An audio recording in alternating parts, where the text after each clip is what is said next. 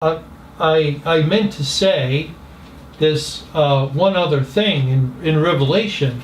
I pointed out how Revelation 13 emphasizes patience, but we also find it, as Romans 5:3 mentioned tribulations, plural, more than one.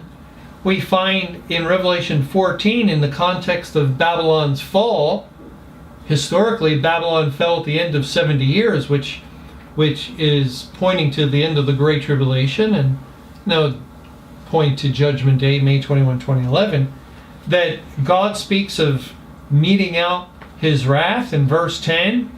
The same shall drink of the wine of the wrath of God, which is poured out without mixture into the cup of his indignation. Verse 11, and the smoke of their torment ascendeth up forever and ever. And they have no rest day nor night, who worship the beast in his image, and whosoever receiveth the mark of his name.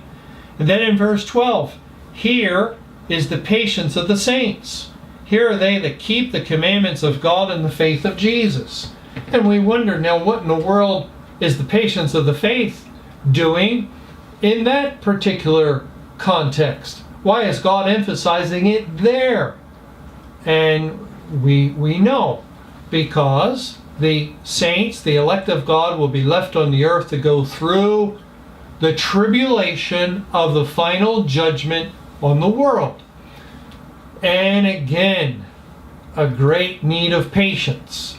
And people were very impatient with the typical methods of Bible study. They didn't want to hear it anymore. I'm tired of hearing about the end of the world. I'm tired of hearing about the biblical calendar of history and these things, and I just don't want to hear it.